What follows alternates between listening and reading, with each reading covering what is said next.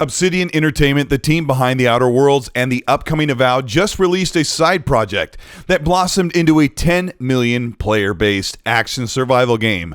Grounded grew an Xbox game preview and is out now for Xbox. And everyone wants to know two things.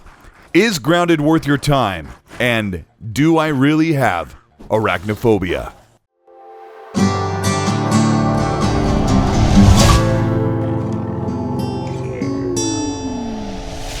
Grounded is set in 1990 with 14s mysteriously missing and shrunken down to the size of an ant and dropped into someone's backyard lawn.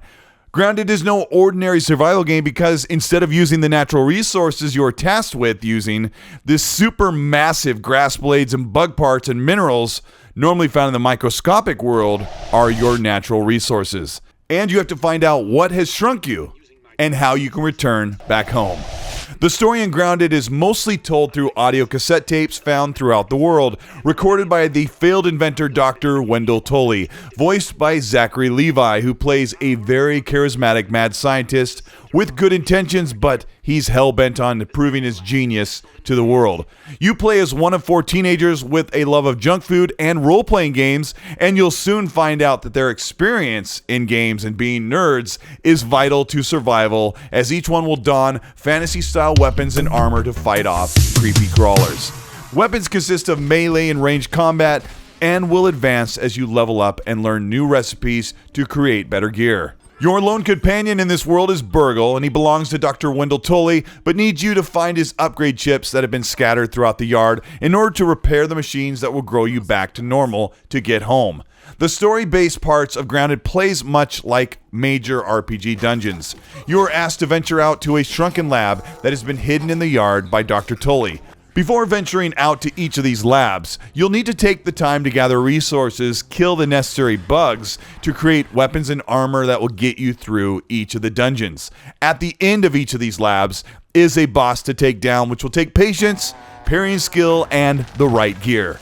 Returning each chip from the lab will give you access to upgrades and better gear that'll prepare you for the next quest. Much of your time in Grounded can be spent gathering resources, learning new crafting supplies, and building a safe house or a massive base. Here is the compound I built over the past year. Let there be light! My kids and I have over 400 hours in Grounded, and we built this incredible complex, this mansion above the very first field station in Grounded. Here is what we call the basement, where we have our crafting supplies and the field station for analyzing. And up here we have a backyard patio made for crafting smoothies, creating and smithing and repairing armor. And inside there is a little cooking station where we gather up bugs and make little roasts. That will give us a quick look when we hear big things like a massive wolf spider that comes and visits our property every 2 days during the nighttime and is very terrifying. So we usually get up here out of the way. This is an overlook of the entire complex that has our own little living spaces where we keep our own separate gear, because in the game it's important for you to work together, gather resources, build up supplies, build up weapons and armor. And here is my son's work and living space, and he built this Mushroom Kingdom castle that we come to get his little meal setups before we go out on a big adventure. This is my little cottage style house. In here I keep my personal chest with my items, and these mannequins here house my different armor for going out and fighting, going out in the sizzle, which is out in charcoal, and out in the sandbox, and as well as the water gear for the big massive pond. Over here is what you'll learn is the Burgle machine. We've got it hidden by another huge complex, but that is part of the main quest. And we built this stairway to heaven up here that had to be built because everything's physics-based. We have a zip line that takes us to the main part of the world in the yard and back. You can see off to the middle left of the screen is a 4-story or 3-story mushroom castle I built. We've got a pond covering down there on the bottom right, and we've got big mushrooms that house food supplies and jerky racks for drying aphids and weevil meat, and it's really disgusting and completely so much fun. Optional quests from Burgle will give you currency to unlock new potential with raw science, or finding milk molars, which are rare items in the world you can use to level up your character to withstand the elements and fight off bigger creatures. The survival portion of Grounded has you managing your water and food supply, being able to eat and drink most things in the world, and eventually learning how to use those resources to stay alive more efficiently and stay out in the wild much longer. You can also play Grounded in first person or third person, and it can be very difficult to choose which, as the animations in third person are very enjoyable to watch, especially with a wide field of view. But the first person mode is the ultimate in immersion and can make encounters with large spiders or other skittering insects a scream out loud affair. The graphics in Grounded are very much stylized, as the lighting and color saturation makes the game feel more like the embodiment of a 90s animated series more than it does the movie Honey, I Shrunk the Kids. In fact, those that may have hoped for a more realistic aesthetic will be happy to know the game is unassuming in its visual presentation when they come face to face with a massive wolf spider or crawl into the dark cave of the broodmother. The lighting is one of the most immersive aspects of the game and drenches the world with its atmosphere, the hazy fog, and thick volumetric sun rays as the sun rises and sets, which can be a ticking time bomb for your doom as more aggressive creatures come out at night. The sound is incredibly composed with that late 80s and early 90s synth tracks that give you that sense of the Goonies movie and the ominous threat of crackling grass blades as larger creatures move their way over to your location. Playing the game on medium or above difficulty is what makes this unassuming looking game very daunting if you're not prepared. Even creatures like a ladybug, once provoked, will ram and stomp you, leaving all of your gear in your backpack on the ground. You can play Grounded solo, and I would recommend doing that on mild difficulty, which gives you more stamina and more damage to these enemies. Playing the game in 2 to 4 player co-op is where it really shines, as each of your friends can revive you if you're down or help gather resources as you delegate parts of the objective to the team. The crafting and gear mechanics in Grounded are quite deep for a game of this size. Anyone that plans to invest time into the game will find it very rewarding to go through the different tiers of weapons and armor, and find out later that smithing upgrades will harken them back to our favorite moments of improvements we made to our gear in games like Elder Scrolls Skyrim. In order to get higher tiered weapons or armor, you have to take down higher difficulty insects, and going out on supply runs looking for bug parts can be very satisfying. Keeping a robust supply of crafting materials makes upgrading your character's armor and weapons well worth the effort. There are 5 main areas in the game that are main quest labs that will see you through to the end of the story, but the real star of the game is the open backyard, which offers some 10 to 15 specialized locations that you can discover for upgrades, resource stockpiles, and several surprises. Grounded really puts you under the roots of a massive backyard that is completely filled with things that want to eat you. Building up your armor and gear and finding a sense of confidence as you take down spiders with tougher weapons and better experience gives you the satisfaction of surviving a very hazardous but small game world. I had the pleasure of interviewing Eric from the Obsidian Grounded team, and he answered some excellent questions about how Xbox and the team made this all possible. How you doing? This is Colteastwood. I'm here with Eric Dorabella from Grounded, from the team from Obsidian. We're going to talk today about the smallest, but yet the biggest game in its own way. This is an incredible survival game. I have over 400 hours into it. Eric has been working with the team for a long time. He's helped ship games like Pillars of Eternity. He's worked for Obsidian in the past, and he's recently come back and working with friends and family and the great people of Obsidian. Thank you so much for having me. It's such an honor. Yeah, working at Obsidian, it's for me personally, I haven't worked at too many studios, but I just love the atmosphere and the people and just how, the company's managed. And just the people who work at Obsidian are incredibly talented, and I couldn't ask for, a better group of people to call, coworkers, friends. It's so incredible. I love it. The Obsidian team makes these games that have like this sunshine to them, and they've done some really great, they've done a lot of great work. One of my favorite games ever is Fallout New Vegas, which they made a big impact and a big part of that game. But I have to ask, like, Grounded is such a different game and it's very, very unique. How did that concept begin? How did the team come up with this idea and pitch it? Well, so Adam was talking to Fergus, and he had this idea, and he's like pitched it, and Fergus was being very supportive, of like ideas at the company. He's like, all right, we'll give you a small team, and let's see what you can do. And then that's what happened. And Adam got a team together, and they built a prototype, and I was able to play that prototype, and I was like, there is something here. This feels magical, and the Grounded happened. I got to ask, what's Xbox's involvement? Because there's like a little bit of storytelling that came on around 2019 where Xbox started talking with Obsidian about bringing them onto the team, and they saw this game being worked on in the corner is kind of how it seemed. How did Xbox come in to make Grounded a reality?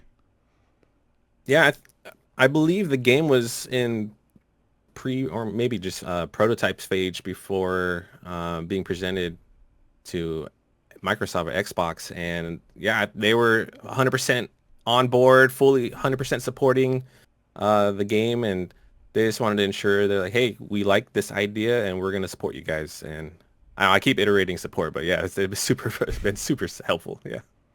And the game goes into Game Pass. What kind of impact have you seen with the team with Game Pass? You've had a couple games from Obsidian go in there. How have they taken to Game Pass? I think Game Pass, the model for us specifically has been insanely helpful.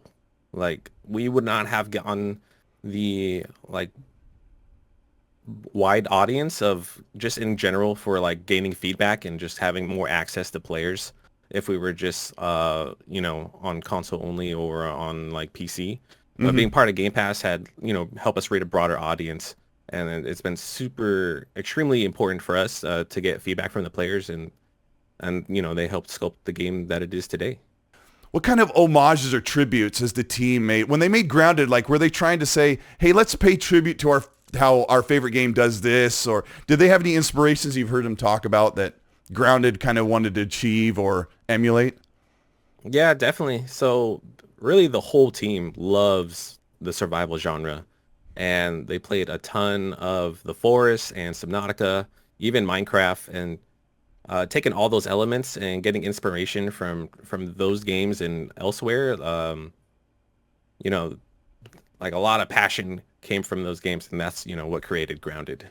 Do you have any idea of the metrics? Like, what are most players doing in the game? Are they mostly questing? Do you find many players are just building to no end? Have you gotten any feedback from the fans and players? Yeah, so to be honest, players play the game they want to play, and they have so many ways of doing that within Grounded. So we have our epic builders. We had a guest on our dev stream called the Scavenger King, Paul, and he basically just took over the entire backyard and has like well over 1,000 of each resources. So he just loves to scavenge and collect. And then we have like super epic builders. I think we just saw his name is Flying Scotsman, I believe, but he just recreated an AT-AT. I saw that in the backyard. Yeah, super cool stuff like that. And then you just have people who love to we say harvest when they're slaughtering hordes of insects. And then you even have players who love to, we call them bug fights. So they would lure bugs together to get them to attack each other. And then they would just, shoutcast like it's a wrestling match.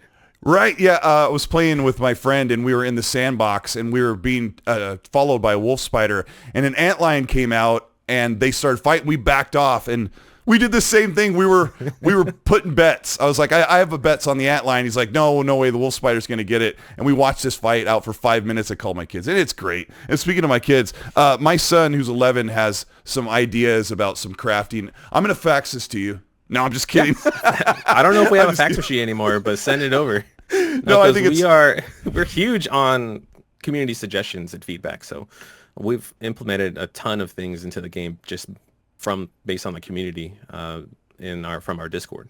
Another thing that a lot of fans and Xbox fans want to know is this team is 12 to 13 people. Do you get to share ideas or take ideas from other teams in Obsidian that are working on other games or other scope of games? Like, do you ever get the team from Avowed to come in and say, hey, you know what, could we help you? Or are they totally isolated? I wouldn't say all the teams are isolated. I can't really speak on the other projects, but there's a lot of collaboration and idea sharing. So that's what I can say. Yeah, that's really good, because a lot of fans of Outer Worlds and Pillars, and a lot of people are looking forward to the different games that are being worked on, and they're hoping they can kind of see those teams work together and share and collaborate, because there's a lot of talent there. What is the future of Grounded? Because those of us who've played for a long time have watched the yard expand, and there's things that I've kind of like squinted my eyes so I can't see them until we really get into them, as my kids will be playing tonight and tomorrow. Is there a roadmap or content roadmap for Grounded, or if you guys feel like you finally closed up everything and got the yard ready for the world to take on? Well, yeah, so the game is coming out today, 1.0, and it's not like we're gonna like, oh, well, we're done, we're gonna pack up and, here you go. We've worked on this game for 2 years, or 4 years really. But yeah, we're still invested in Grounded. We're still gonna support the game moving forward. We're not exactly gonna have a roadmap, to my knowledge, at this time, but yeah, we'll still be here. I have one more question for you, Eric. Yes. What is your best advice for those people who are about to be shrunken down and dropped in the yard? Oh, there's a lot of advice, but I would say just play the game your way. That's exactly what Grounded was built for. But yeah, definitely build a nice little base. Start crafting some armor and items. Just get out there and explore. And if you happen to see big, scary spiders, we have Arachnophobia mode if that helps. Yeah, my advice would be, don't be afraid to die. You can always go back and pick up your backpack. The Grounded is an amazing game. Thank you, Eric, so much for being here to talk about this, and really excited for the launch. Reviews are coming in great, which has to be super exciting for the team. Let them all know we love what they're doing and to keep up the good work. Awesome. Yeah, thank you so much for having me. It's been super awesome. I've been seeing you on the Twitter feeds, and I'm like, oh my god, I'm actually gonna be on Colt's show. So it's great. All right, thanks so much for coming out today, Eric. Yeah, thank you so much, Colt. Grounded scratches the itch that many survival RPG fans will find right at home. The location and visual representation of Grounded makes it one of the most unique games I've ever played. The sense of cooperative bonding with friends online and the sense of discovery is unmatched as you look up above a world we normally trample underfoot. Grounded is receiving high marks from game critics, and I have over 400 hours in the game playing with friends and my kids.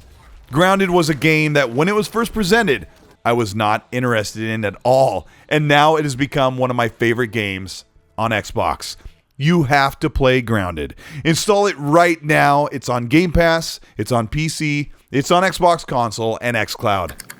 I give Grounded an 8.5 out of 10.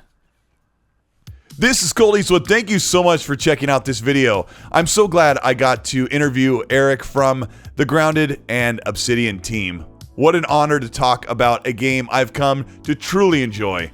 I have to say something about Grounded. I have that 400 hours, and most of that has been with my two kids.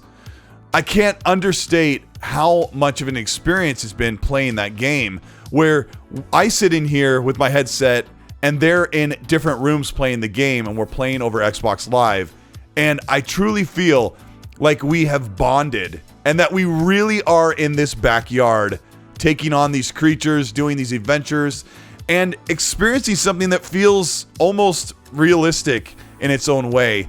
And it's something you just can't replace by some of the other cinematic or action hard-hitting games that we enjoy. It is a true experience you have to play for yourself. The Obsidian team did a phenomenal job. If you ended up enjoying this review, please let me know by liking and subscribing to the channel. Share this video out for any of those who might be wondering if Grounded is for them.